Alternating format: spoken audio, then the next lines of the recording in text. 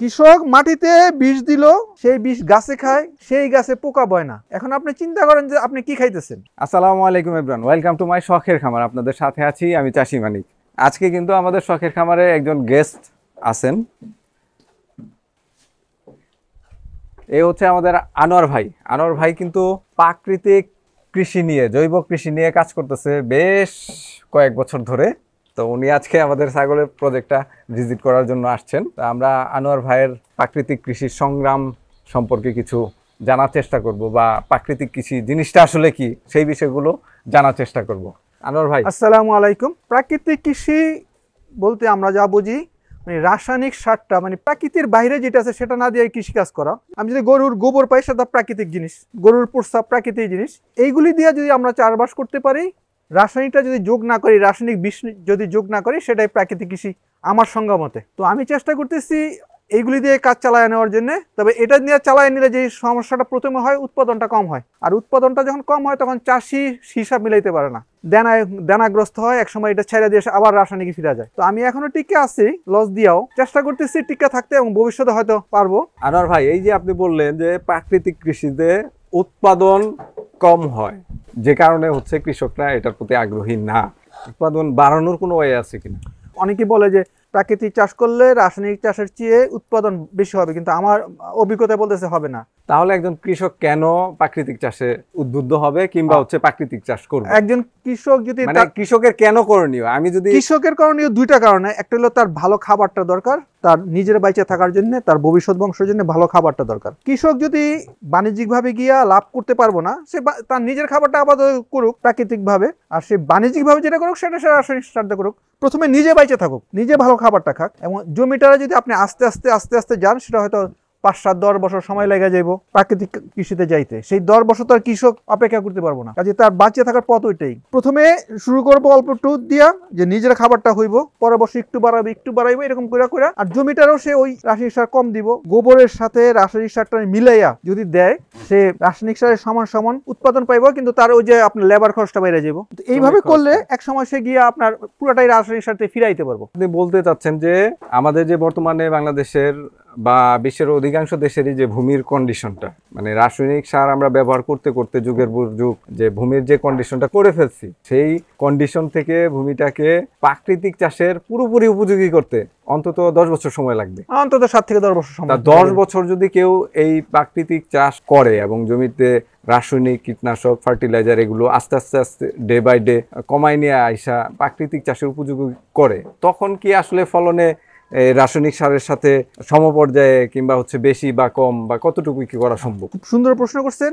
এই 10 বছর আমি পার করি না, আমি মাত্র 3 বছর ধরে চলতেছি। কিন্তু আমার ধারণা, এই 3 বছরের অভিজ্ঞতা এমন হয় যে রাসায়নিক সারের সমান আসা সম্ভব। 10 বছর অন্তত 10 বছর অন্তত সময় দিলে রাসায়নিক সারের সমান আসা সম্ভব। রাসায়নিক সার দিয়ে ফসল উৎপাদন, এটা তো সারা দুনিয়াতে এখন বর্তমানে হচ্ছে, অনেক বছর ধরে হচ্ছে। এইটার বিপরীতে আপনাদের যে প্রাকৃতিক কৃষির আন্দোলন, এই আন্দোলনের মূল কারণটা কি? রাসায়নিক সার, কীটনাশক এগুলো ব্যবহার করে ফসল উৎপাদন করলে সেই ফসলের গুণাগুণ কিংবা কি ধরনের সমস্যা হইতে পারে সেই ফসলগুলো যেগুলো আমরা খাই প্রতিদিন? বিষটা যখন আপনি ব্যবহার করবেন, রাসায়নিক বিষটা অনেক রোগের জন্য দায়ী। ক্যান্সার, হার্ট অ্যাটাক, রক্তবলক, অনেক কিছুর জন্য দায়ী। এবং বন্ধ্যত্বের জন্য গ্লাইসোফেট দায়ী। বন্ধ্যত্বের জন্য গ্লাইসোফেটটা বেশি দায়ী। গ্লাইসোফেট, সুপ্রিয় দর্শক, আপনারা হয়তো গ্লাইসোফেটটা সবাই চিনবেন না, তো সবার বোঝার সুবিধার্থে আমি একটু অ্যাড করছি। সাধারণত কৃষি জমির যে আগাছা, ঘাস, আগাছা এগুলো মারার জন্য যেই বিষটা ইউজ করা হয়, সেটাই হচ্ছে গ্লাইসোফেট। গ্লাইসোফেটটা আপনার খুব আস্তে আস্তে সে কাজ করে। আমি গ্লাইসোফেট দিলাম, তো আমার সন্তান ঠিকই সন্তান দিতে পারবো, কিন্তু এর পরবর্তী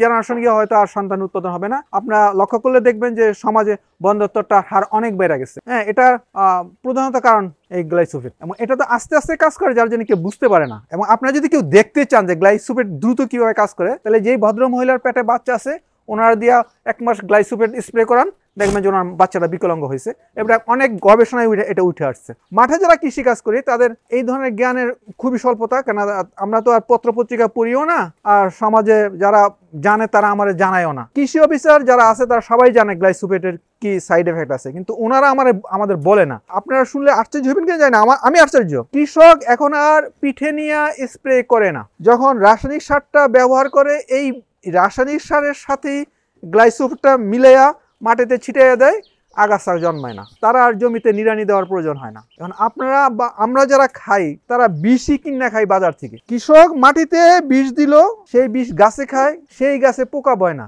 এখন আপনি চিন্তা করেন যে আপনি কি খাইতেছেন। মাটিতে বিষ দিছে সেই গাছে, সেই জমিতে এখন আর আগাছা হয় না, ধান ঠিকই থাকে। প্যাটার্নটা এইভাবে নিয়ে আইছে, সে আগাছারাই নষ্ট করবো কিন্তু ধানটারে নষ্ট করবো না। কৃষক তো খুশি, আমার জমিতে আগাছা জন্মা নেয়, আমি সামান্য একটু ওষুধ দিছি, কিন্তু সে কি ওষুধটা যে দিছে সে তো নিজেই জানে না। এবং যারা জানে তারা কৃষককে বলে না যে তুমি এটা করো না। কৃষকের আরো সমস্যা আছে। কৃষক যখন উৎপাদন কইরা উৎপাদন ব্যয়টা জমি থেকে উঠে আনতে পারে না, তখন কৃষক বাধ্য হয় এই আগাছানাশক ব্যবহার করার জন্য। নিড়ানি দিতে হয় না, তখন উৎপাদনটা একটু সমান সমান করা যায়। কৃষকের উৎপাদন ব্যয় বেশি, বিক্রি মূল্য কম, কৃষক বাধ্য হয়ে এই কাম করে।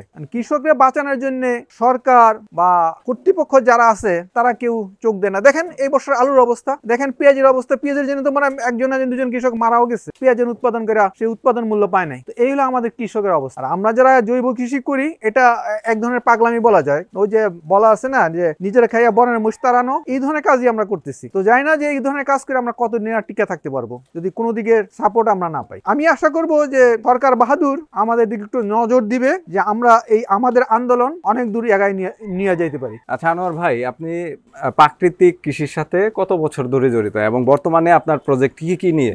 21 আগস্ট থেকে শুরু করছি।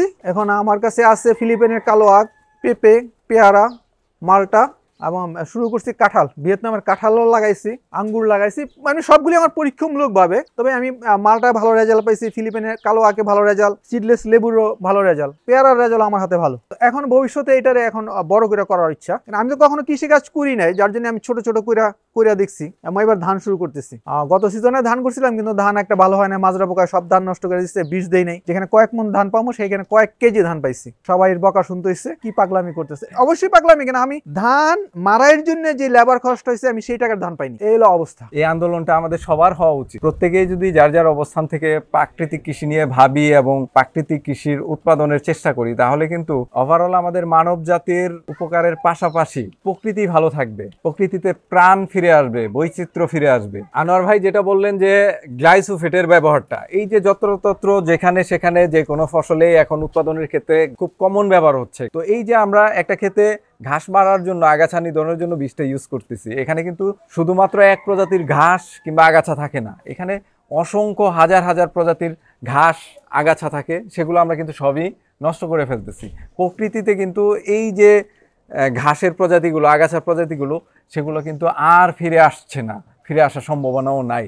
শুধুমাত্র তাই না, এই যে আমি পেয়ারা গাছটাতে বীজটা দিলাম, পেয়ারা গাছে শুধু কি ওই পেয়ারা নষ্ট করার পোকাটাই থাকে? পেয়ারা গাছের নিচেও কিন্তু মাটিতে কিন্তু অনেক ধরনের অণুজীব থাকে, অনেক ধরনের পোকা থাকে, বা এই গাছটাতে উপকারী যে পোকাগুলো থাকে যেগুলো পেয়ারার কোনো ক্ষতি করে না, তারাও কিন্তু মারা যাচ্ছে নির্বিচারে। এইভাবে কিন্তু প্রকৃতির ভারসাম্যটা নষ্ট হয়ে যাচ্ছে। তো প্রকৃতির ভারসাম্য ঠিক রাখতে হলে আমাদের অবশ্যই প্রাকৃতিক কৃষি নিয়ে ভাবতে হবে। আনোয়ার ভাইয়ের জন্য শুভকামনা রইল, প্রাকৃতিক কৃষির জন্য শুভকামনা রইল। আসুন সবাই সচেতন হই, সচেতন হওয়ার চেষ্টা করি, প্রকৃতিকে বাঁচাই, নির্বিচারে প্রকৃতিতে বিষ না ছড়াই। আজকের ভিডিওটি এখানেই শেষ করছি, দেখা হবে পরবর্তী ভিডিওতে। শখের খামারের সাথেই থাকুন। আসসালামু আলাইকুম।